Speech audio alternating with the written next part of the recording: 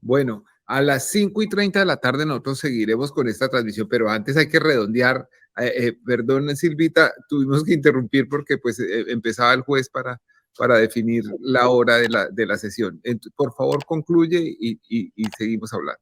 Sí, digamos que en ese punto lo que me parece o lo que entendí yo que quiso decir el abogado Telequi es que se están sintiendo de alguna manera intimidados por el gobierno, porque dice él que no los están viendo con buenos ojos, sino con algunos resquemones, y esa frase viene después de una que dice en la que aseguró que se han sentido hostigados, intimidados con el propósito de que la verdad no se sepa. Entonces, sí es un sablazo pues enorme para el gobierno nacional. Y la fiscalía, por supuesto, deberá decir, ojalá lo más pronto posible, quién es ese abogado Henao que se presentó como defensor de confianza de Nicolás Petro en las instalaciones del búnker de la fiscalía, porque pues sí es extraño y merece ser investigado de dónde viene esa persona, mejor dicho. Ahora, lo más importante, el panorama yo creo que le queda fácil, entre comillas, al juez decidir porque todas las partes estuvieron de acuerdo con la solicitud de la fiscalía. Es decir, ni la Procuraduría ni los representantes de Nicolás Petro o Day Vázquez hicieron otra solicitud distinta, así que pues el juez yo creo que se va a quedar en la idea que fue propuesta por todos.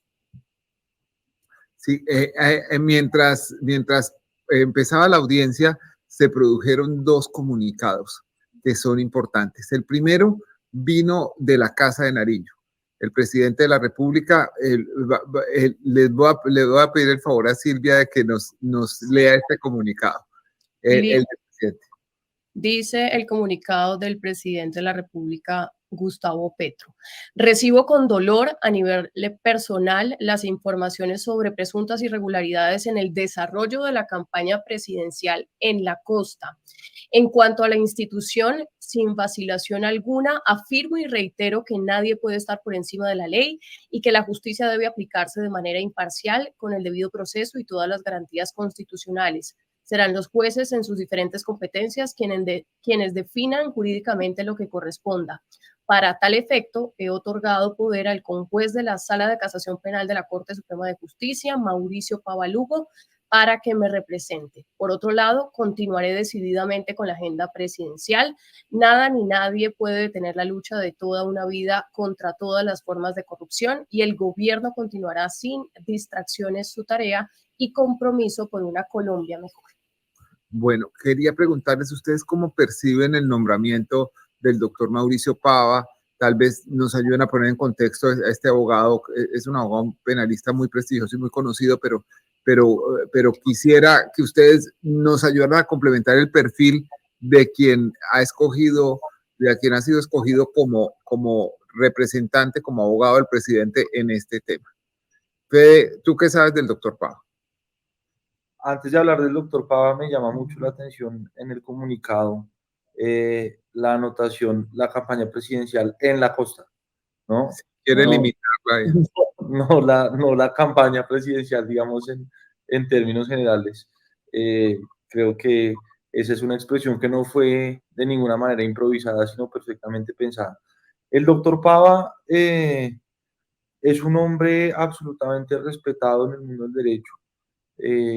Yo creo que es un abogado muy solvente, muy serio, no muy mediático, no es, digamos, uno de estos abogados, digamos, que se vuelven grandes personalidades en los medios y en la prensa nacional, sino más bien un litigante discreto, reputado. Fue una persona que ayudó en la fase inicial del gobierno a la estructuración de los proyectos que luego se convertirían en el marco jurídico para la paz total. El doctor Pava tuvo ahí una participación activa. Dani. Sí, es importante porque, digamos, en la discusión interna de ese articulado del proyecto de la paz total, participaron varias vertientes de abogados. Una era la del doctor Pava y, digamos, la Universidad de los Andes. A pesar de que él no es egresado de la Universidad de los Andes, el grupo que trabajaba con él era preferentemente de la Universidad de los Andes, y otra era el doctor Jorge Perdomo. Y digamos, trabajaron separadamente y unificaron en una revisión el articulado. Hay una foto muy famosa en su momento en donde está el doctor Pava sentado en un hotel de Nueva York con Laura Sarabia entregando el articulado el mismo día de la intervención del presidente Petro en la Asamblea General de Naciones Unidas. O sea, eso mostraba hasta qué punto había urgencia por presentar el proyecto, que el doctor Mauricio Pava viajó a Nueva York para discutir con delegados del presidente Petro y posiblemente para tener el input directo del presidente en la presentación final de ese articulado. Y muestra... Dani, perdón, ese documento el que le dio al país a conocer el concepto de la lupa de Daniel Coronel. Sí, sí, señor, es ese documento, es ese documento. Ahí hay algunas,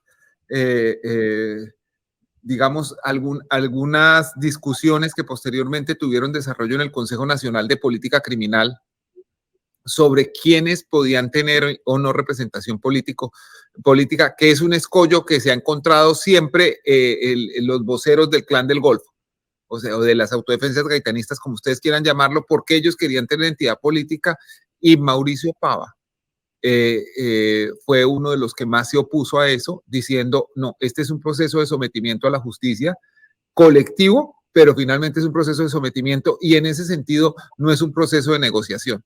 Ese, digamos, ha sido un escollo insalvable para los voceros del Clan del Golfo, pero lo ha aclarado mucha gente, que es lo que tiene la Constitución de Colombia para ofrecer. Y está integrado pues al bloque constitucional además por los acuerdos de paz con las FARC. Entonces, en ese momento tuvo un papel muy destacado Mauricio Pava. También él era, miren esta coincidencia, él era abogado separadamente de Armando Benedetti y de Laura Sarabia antes del escándalo.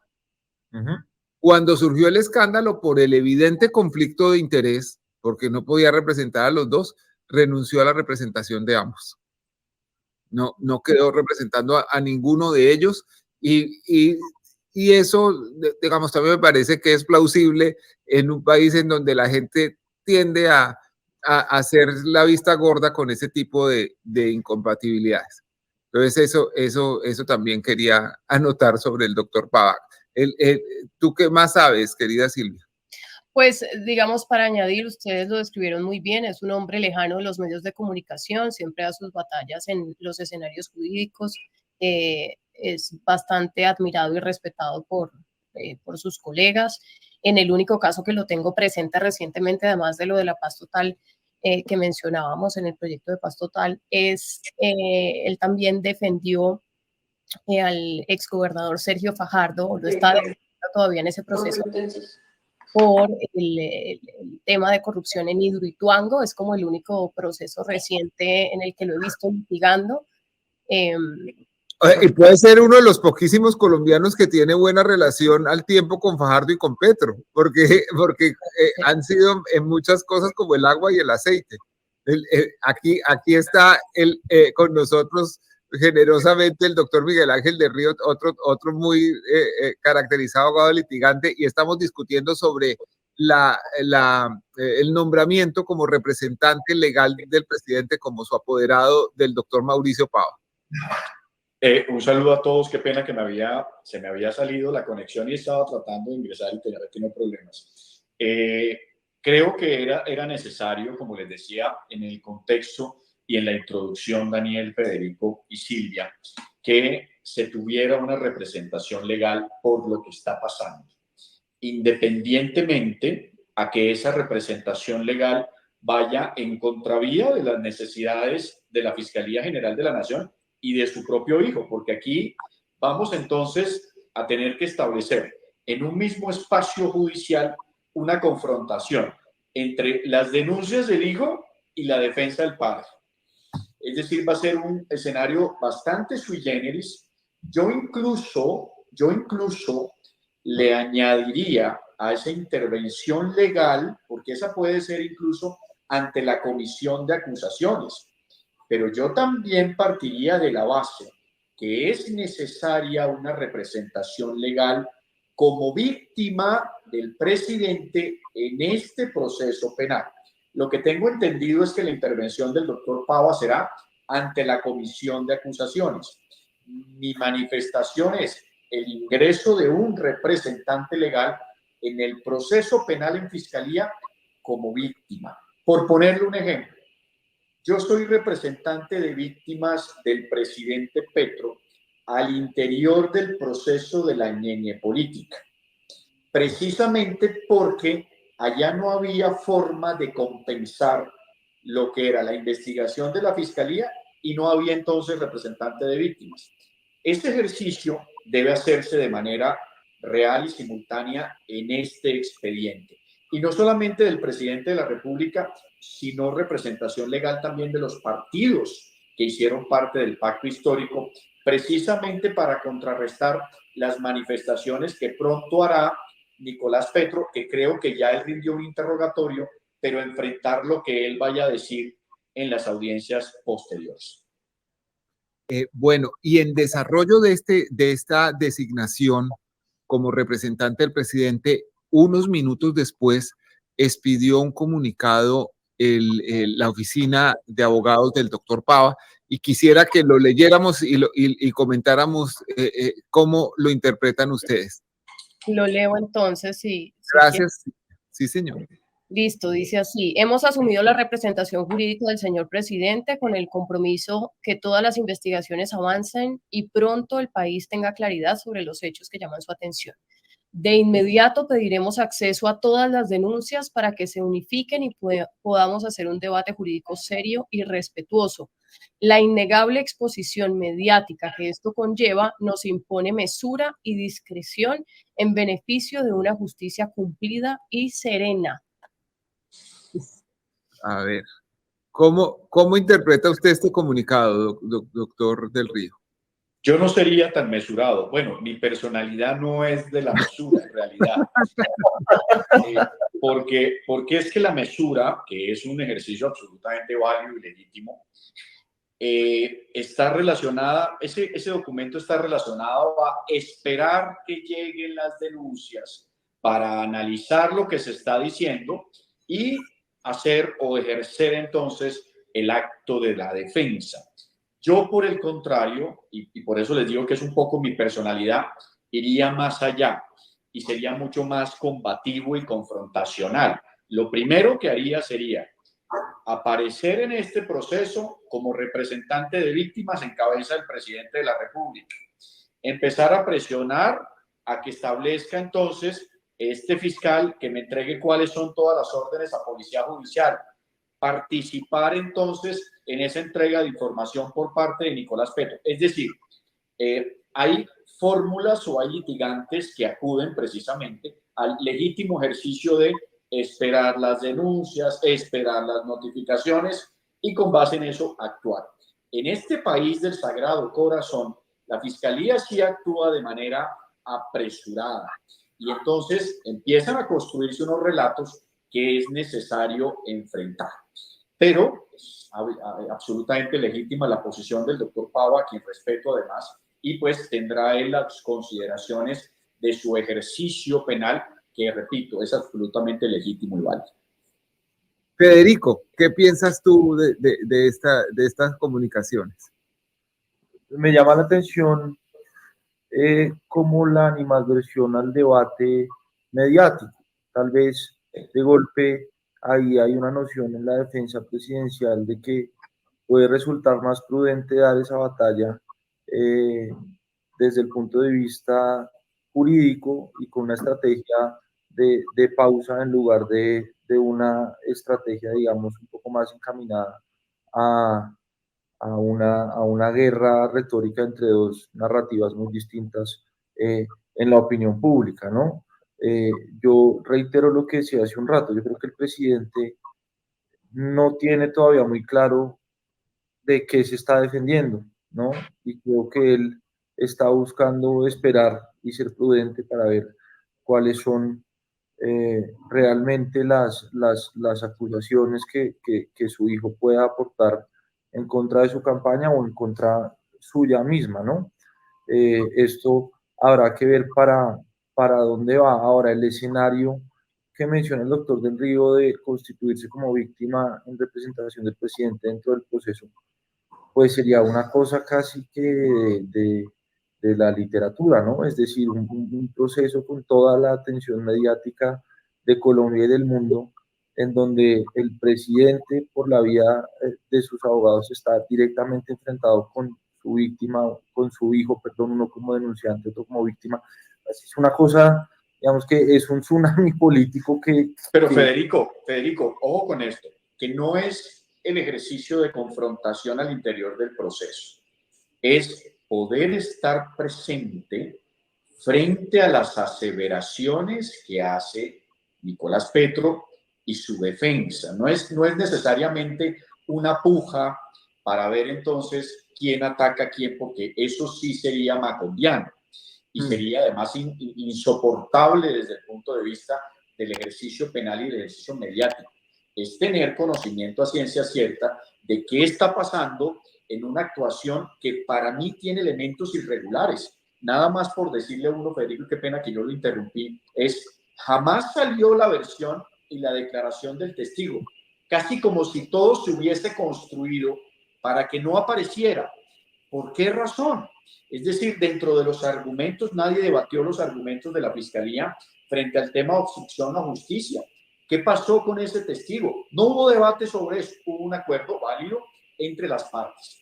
Entonces, a mí sí me gustaría saber cuál ha sido el margen y el proceso investigativo por parte de la Fiscalía General de la Nación sin entrar en una confrontación directa con Nicolás.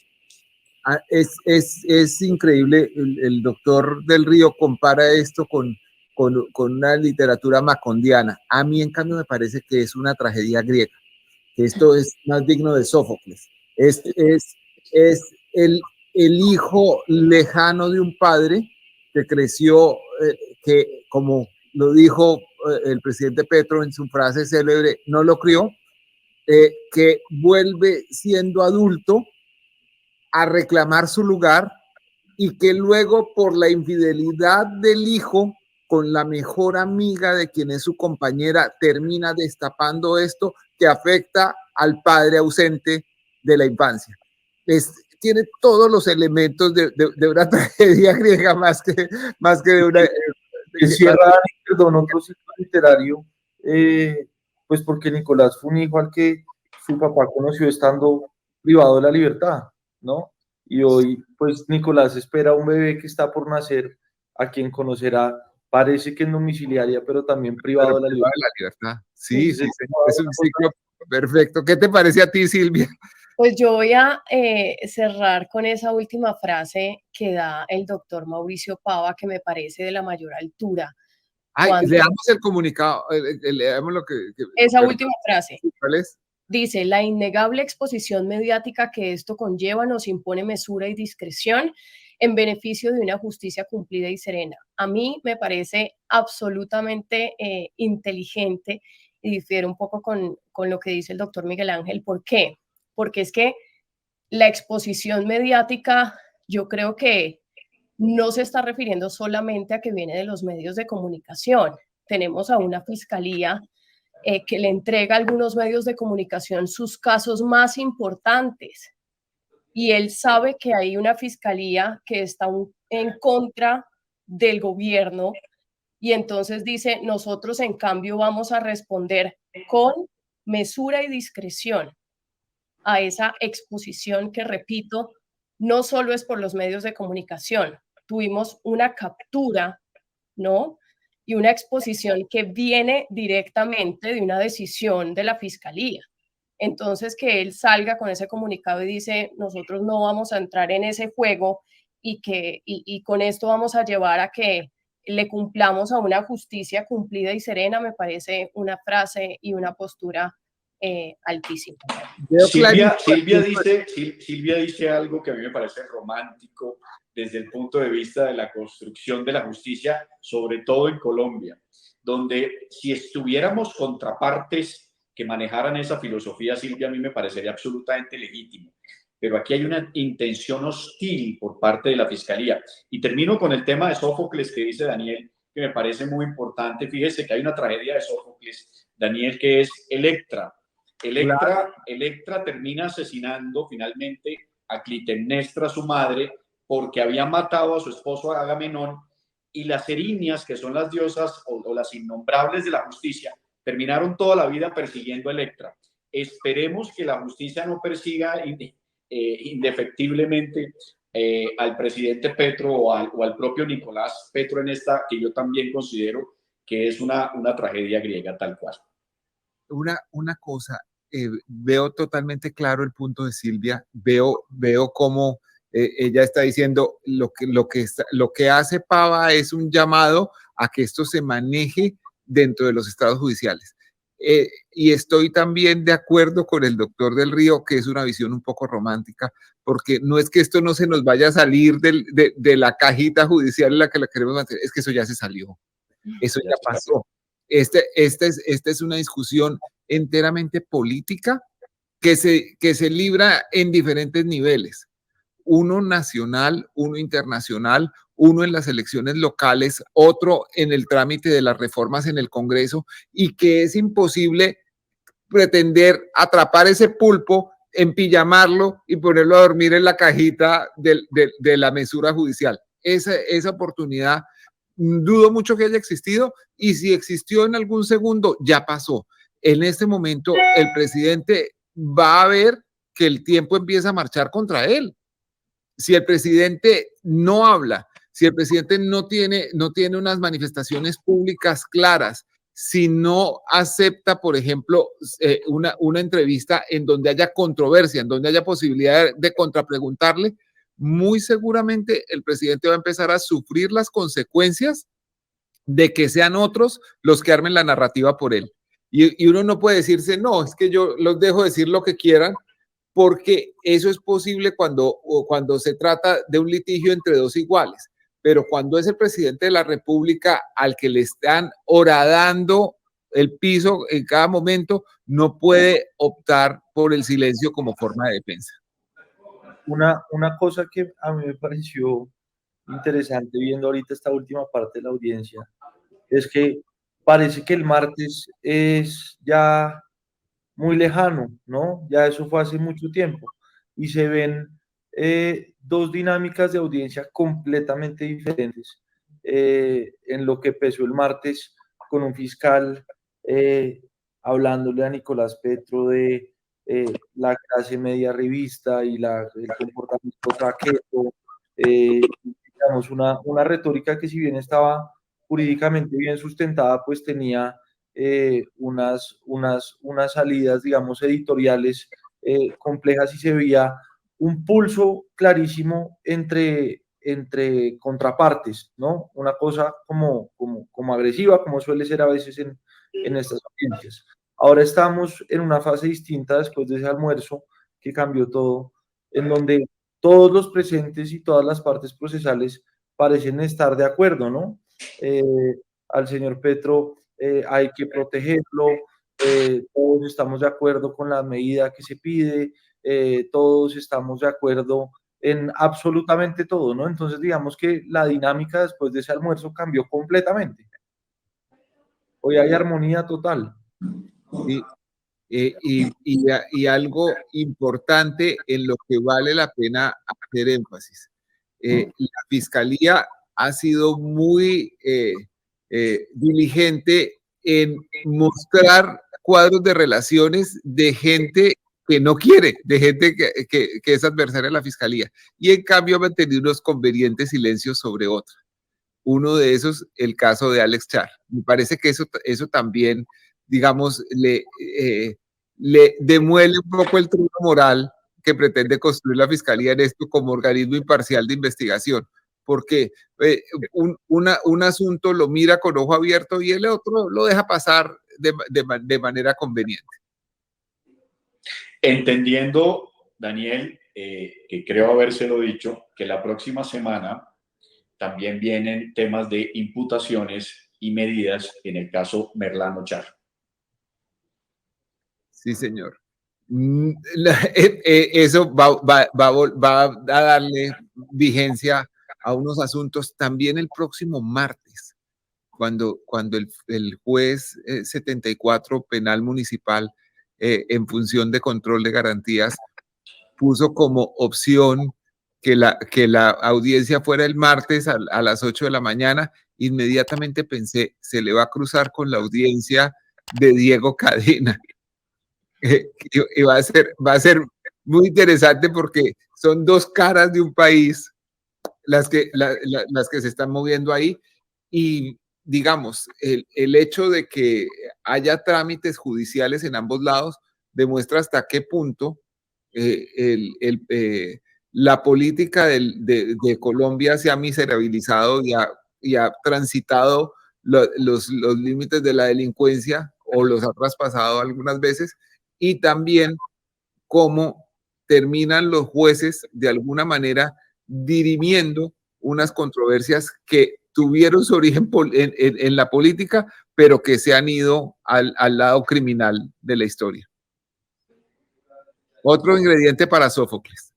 Otro ingrediente para Sófocles, y más allá del romanticismo absolutamente válido de Silvia, además que comparto filosóficamente, la arena política hoy está en el ejercicio penal. Es decir, si la política es la guerra por otros medios, el ejercicio penal también es la política disfrazada bajo otras fórmulas, con las mismas búsquedas y con las mismas dinámicas. Qué pena que le interrumpí, Silvia. No, iba a sumar a esto que yo no sé si el gobierno tenga en sus cálculos que la fiscalía, este es un proceso, pero hay otros procesos que también tienen que concluir su primera fase en los próximos días, y son los procesos que lleva la fiscalía por el tema del polígrafo y de las interceptaciones ilegales. Así que es cierto que esa discreción que desde ya están anunciando, pues tienen que verla con el escenario completo de lo que hay y de lo que se vendría. Bueno, doña Silvia, don Federico, doctor del Río, yo me temo que este no va a ser el viernes en que ustedes van a poder ir al cine. Vamos a encontrarnos aquí a las 5:30 de la tarde, les propongo. Cubrimos el final de esta audiencia que con total estoicismo hemos seguido.